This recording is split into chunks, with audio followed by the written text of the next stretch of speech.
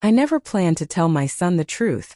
For 28 years I carried it quietly, like a heavy box locked in the back of my mind. Never opened, never acknowledged. I told myself it was buried, that it no longer mattered. But secrets don't disappear. They wait.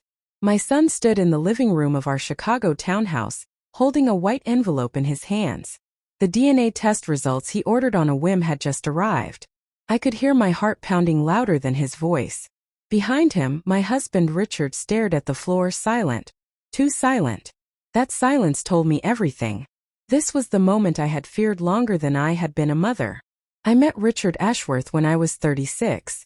He was charming, confident, born into a family that carried its wealth like armor. I was a nurse, raised modestly, proud of my work but invisible in rooms like the ones he came from. His family tolerated me. They never embraced me. His mother smiled without warmth. His father, Howard, watched me with eyes that lingered too long. I noticed it early, but I convinced myself I was imagining things. No one wants to believe danger lives inside a family. We married quickly. The expectations came faster than the vows had cooled. They wanted an heir. Not a child. An heir. Month after month passed with no pregnancy. Doctors said nothing was wrong, but the blame still found its way to me. Family dinners became quiet trials where my body, my age, my usefulness were examined without words. Then came Howard's birthday. A celebration at the lake house. Too much wine. Too many doors left open. Too many assumptions that I was powerless. What happened that night changed my life forever. I woke the next morning with a headache, a sense of dread, and a memory I would spend years trying to erase. Weeks later I discovered I was pregnant. And I knew, without a single doubt, who the father was. I said nothing. I told myself it was survival. I told myself it was protection. Richard never questioned the timing. The family celebrated. The heir they wanted had arrived. But every time I looked at my son's face, I saw a truth I was never supposed to see reflected back at me. I loved him more fiercely because of it. And I hated myself for the silence that made that love possible. That white envelope in my son's hands wasn't just paper. It was the key that would unlock a truth powerful families kill to keep buried.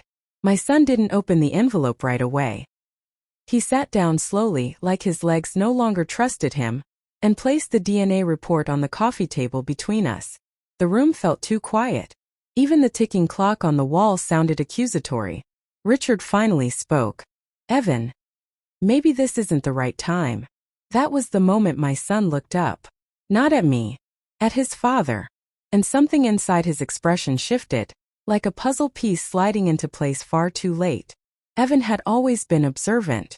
Even as a child he noticed things other people missed. The way Richard avoided family gatherings.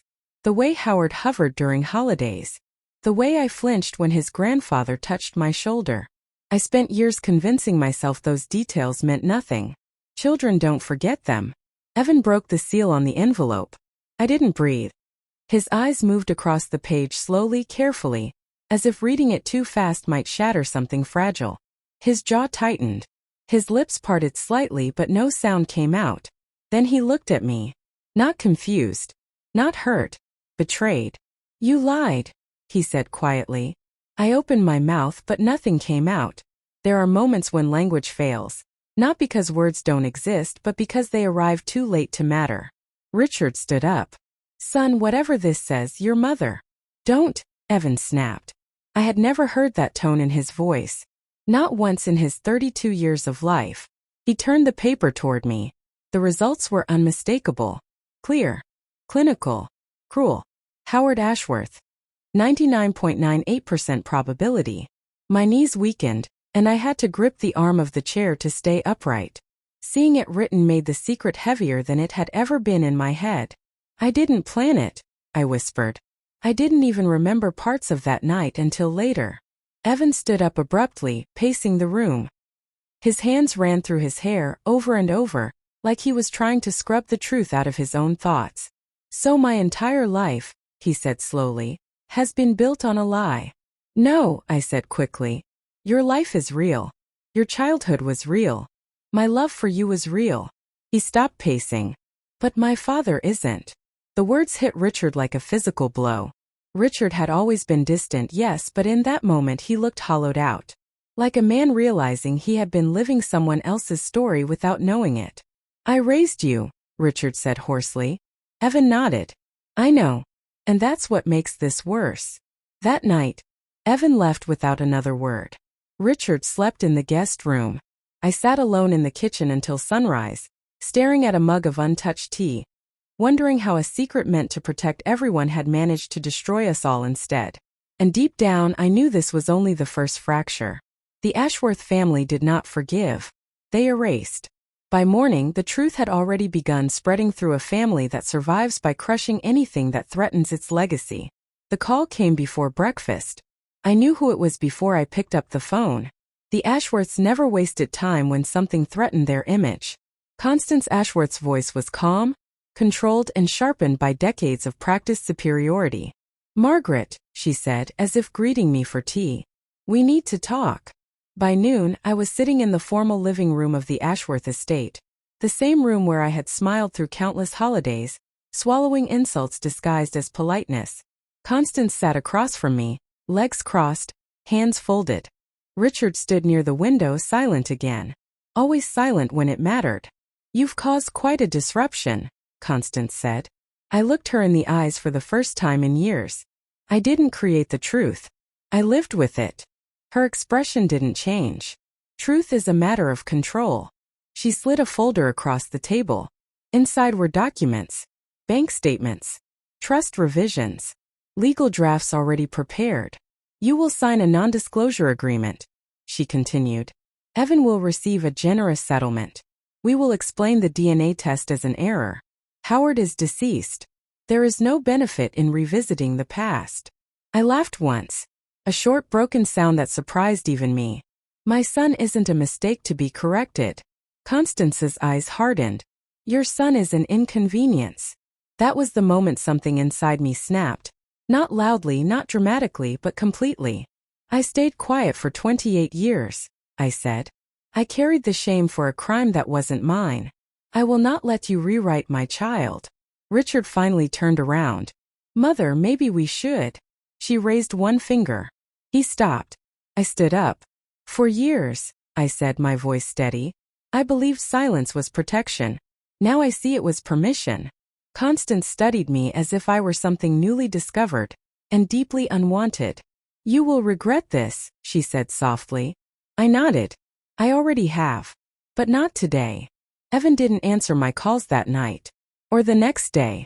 But I received a message from a number I didn't recognize. You should have stayed quiet. No name. No signature. Just a reminder that the Ashworths never fought fair. By choosing to speak, I hadn't just angered a family. I had challenged a system built on silence, money, and fear. Evan finally agreed to meet me 3 days later. Not at home. Not at the estate. A quiet cafe near the river, where strangers wouldn't recognize our last name or our damage. He arrived early and chose a table by the window, his back straight, his expression carefully neutral. The way people look when they're holding themselves together by force. I don't know what you want from me, he said as soon as I sat down. I don't want forgiveness, I replied. I want honesty. He looked away, jaw tightening. That would have been useful 28 years ago. I deserved that. I was afraid, I said. Not just of your grandfather, but of what would happen to you if the truth came out. He laughed, bitter and sharp. So instead I grew up inside a lie. Do you know how that feels? I nodded. Every day. That surprised him. He finally looked at me again. I loved you, I continued. Not because I had to. Because I chose to. Every bedtime story, every school project, every moment. I chose you. His eyes softened for a split second before the anger rushed back in. Then why do I feel like I don't know who I am? Because they took that from you, I thought. Out loud I said, identity isn't blood. It's truth. And you're finally holding it. Halfway through our conversation, a man approached the table. Tall. Well-dressed. Too confident. Evan Ashworth, he said smoothly. I'm Daniel Reed. Family attorney. My stomach dropped. Daniel didn't sit down. He didn't need to. There's concern, he said, glancing at me briefly. that recent developments may affect certain trusts and business interests. Evan's expression hardened. I'm not for sale. Daniel smiled politely. Everyone is. They just don't all know their price. I stood up. You're done here. He met my eyes. Not even close. That night, Evan told me something I hadn't expected. They offered me a settlement, he said quietly. Enough to walk away. To disappear. And? I asked. He looked at me, truly looked at me for the first time since the envelope arrived. I said no. By refusing their money, Evan didn't just reject a deal. He declared war on a family that doesn't lose. The retaliation was subtle at first. An audit at Evan's firm. A client suddenly withdrawing. A board position quietly revoked. Nothing that could be traced. Nothing that could be proven. The Ashworths were experts at punishment without fingerprints. Evan called me late one night. They're closing every door, he said. Careers, connections. Even friends are suddenly busy. I closed my eyes. This is what they do. Silence followed.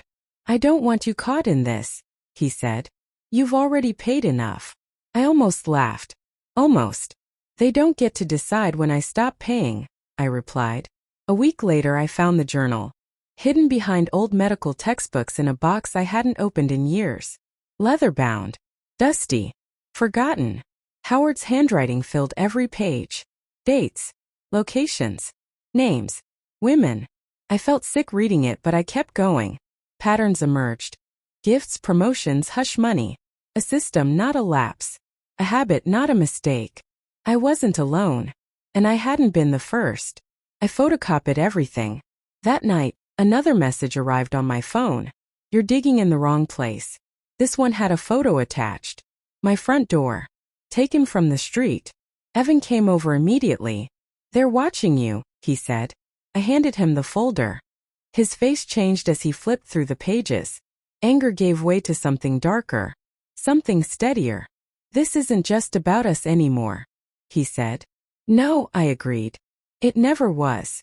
For the first time since the truth surfaced, I felt something I hadn't allowed myself in decades. Not fear. Resolve. The secret they thought died with Howard was very much alive. And now it was documented. We didn't sleep that night. Evan spread the photocopied pages across my dining table, organizing them with a precision that told me his mind had already shifted into survival mode. Dates overlapped. Names repeated. Payments escalated.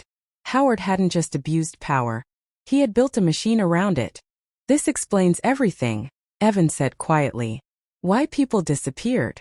Why careers ended overnight. I watched my son carry the weight of a legacy he never asked for. And the guilt pressed harder than ever. By morning, Evan had contacted a journalist. Not just any journalist, one known for dismantling untouchable families and surviving the fallout. Her reply came within hours. If you have proof, I'm listening. We met her in a neutral office, nothing flashy. No recording devices visible. Just sharp eyes and careful silence. She read the journal without interrupting. When she finally looked up, her voice was calm but electric. This isn't a scandal, she said. It's a reckoning. The response from the Ashworths was immediate. Daniel Reed called Evan directly. You're making a very serious mistake, he said. There are still ways to make this go away. Evan's reply was steady. Not this time. That afternoon my bank account was frozen. By evening Richard showed up at my door.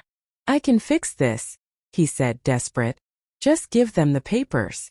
I shook my head. You had 30 years to fix something. He left without another word. Late that night the journalist sent a message. We're running the story. Full investigation. Multiple sources confirmed. I stared at the screen, heart pounding. Not with fear but inevitability. The truth was no longer ours to protect. Once the story went public, the Ashworth name would either survive by force or collapse under its own weight. The article went live at dawn. By mid-morning the Ashworth name was everywhere. Headlines, broadcasts, whispered conversations in boardrooms and living rooms alike. The journal excerpts were undeniable. The patterns unmistakable. The silence from the family deafening. Phones rang non-stop. Former colleagues. Old friends. People who had once smiled politely and looked away. Now they wanted distance. Evan's firm released a statement by noon.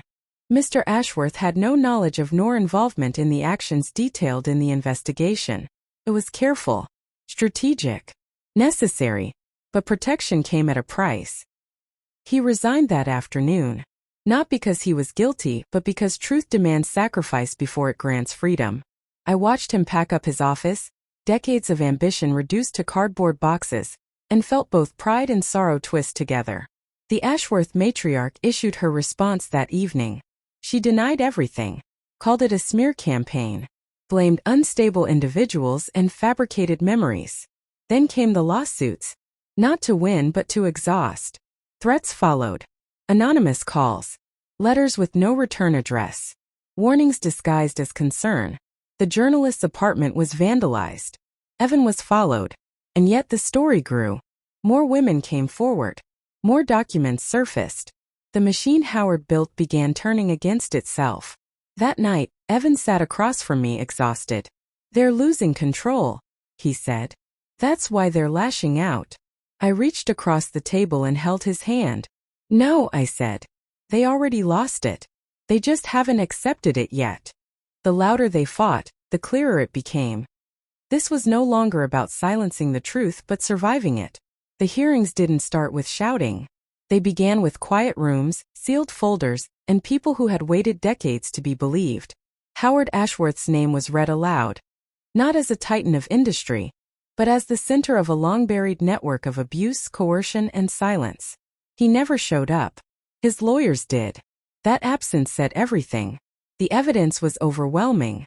The journal, financial trails, witness testimony that matched line for line. Settlements were offered behind closed doors. Refused. Because some truths aren't for sale. The Ashworth empire fractured. Board members resigned. Foundations dissolved. Properties quietly sold. Richard disappeared from public life entirely. And Evan, my son, stood on the steps of a courthouse, answering one question he'd been asked over and over. "Do you regret exposing your own family?" He paused, then said, "I regret the years it took to stop protecting them." Months later, life was quieter. Not easier, but honest.